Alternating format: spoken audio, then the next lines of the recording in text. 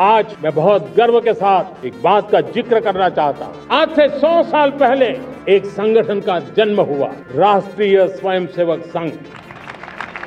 100 साल की राष्ट्र की सेवा एक बहुत ही गौरवपूर्ण स्वर्णिम पृष्ठ है। और जो ऑर्गेनाइजेशन देश में अपनी आइडियोलॉजी की बुनियाद पर निफाक पैदा कर रही है, इख्तलाफात को फ़रोग़ दे रही है, हेटरेट में इजाफा कर रही है, कई मसाजिद पे केसेस डाले जाते हैं, दरगाहों पर 500 साल पुरानी दरगाह पर वहाँ पर खबरों को तोड़ा जाता है। कौन है ये लोग? ये तो सब इनका ताल्लुक आरएसएस से।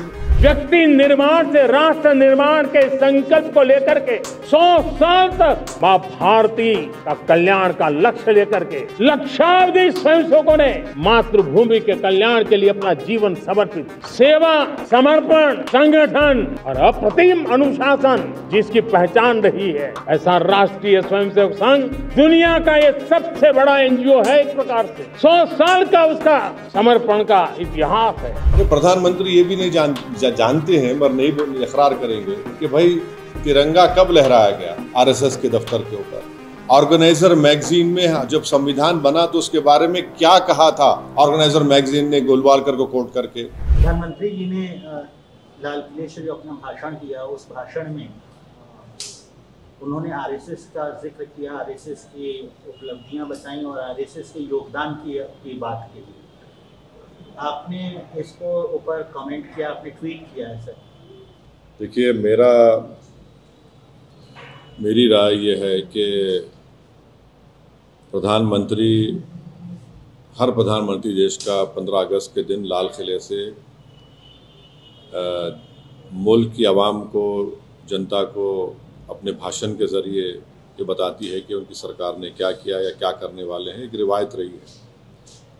मगर प्रधानमंत्री 15 अगस्त के दिन 2025 में खड़े होकर आरएसएस की तारीफ़ करना, उनके 100 साल के मुकम्मल होने पर उनके बारे में प्रधानमंत्री ने देश को जो बताया है, मैं समझता हूं कि ये हमारी जंग आज़ादी की जद्दोजहद की एक बहुत बड़ी तौहीन हुई।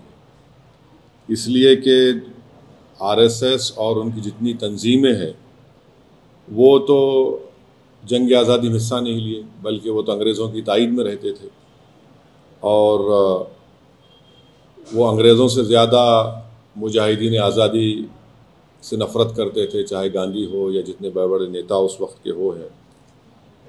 तो मेरा मानना यह है कि आरएसएस हमेशा से 1925 से लेकर अब तक और मुस्तक़बिल में भी वो इंक्लूसिव नेशनलिज़म की मुखालिफत करती रही।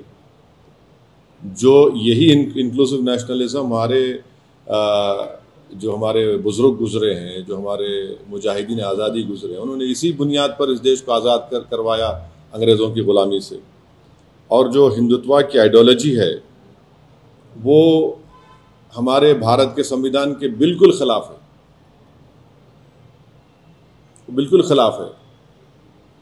तो प्रधानमंत्री अगर आरएसएस के दफ्तर पर गए तो मैं कुछ नहीं बोला, क्योंकि मैं जानता था वो तो स्वयंसेवक थे और हमेशा रहेंगे।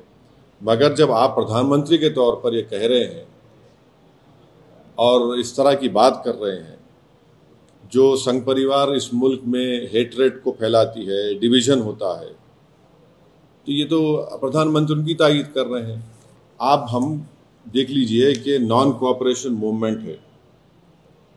सत्याग्रह जो होती थी 1920 और 40 में, रोलेट एक्ट के ख़िलाफ़ जो एजिटेशन होता था, सिविल डिसोबीडियंस या क्विट इंडिया मूवमेंट था, या नेवल म्यूटिनी इन मुंबई थी, इसमें क्या आरएसएस नज़र आती है क्या आपको? फिर आप देख लीजिए, मैं ये क्यों कह रहा हूँ, आरएसएस का जो प्रार्थना है, वो प्रार्थना में क्या लिखा गया है बताइए आप? क्या वो प्रार्थना इंक्लूसिव है? फिर आरएसएस का जो शपथ है, एक ही समुदाय के, रिलीजन, उनके सोसाइटी, कल्चर की बात होती है।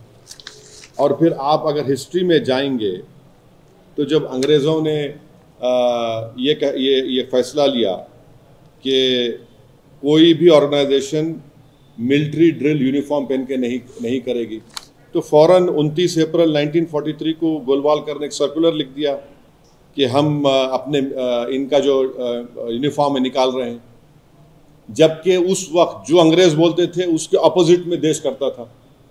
आपने किया वो। एक और बात आपको जानना चाहिए कि श्यामा प्रसाद मुखर्जी कौन है। श्यामा प्रसाद मुखर्जी जनसंघ के फाउंडर हैं, महासभा के हैं और आरएसएस के एक जिम्मेदार थे अंडर अ पैक्ट।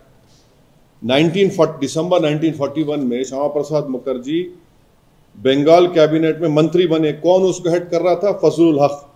ये कौन था फजलुल हक?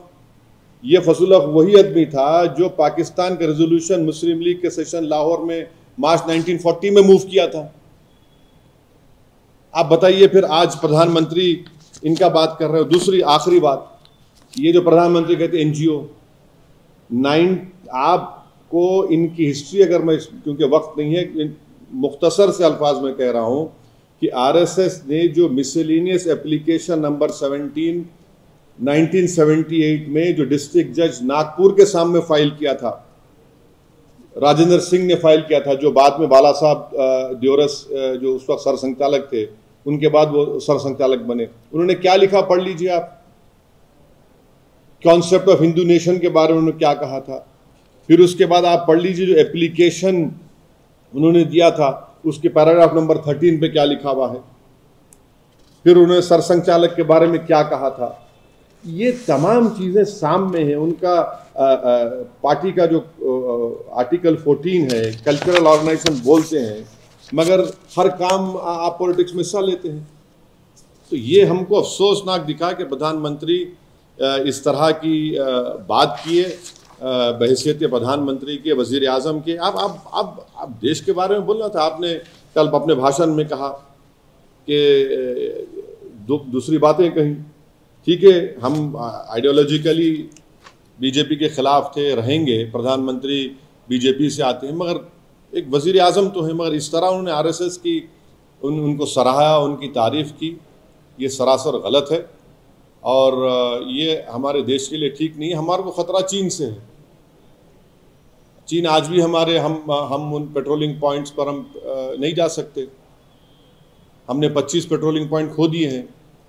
और जो ऑर्गेनाइजेशन देश में अपनी आइडियोलॉजी की बुनियाद पर निफाक पैदा कर रही है, इख्तलाफात को फ़रोग़ दे रही है, हेटरेट में इजाफा कर रही है, कई मसाजिद पे केसेस डाले जाते हैं, दरगाहों पर 500 साल पुरानी दरगाह पर वहाँ पर ख़बरों को तोड़ा जाता है। कौन है ये लोग?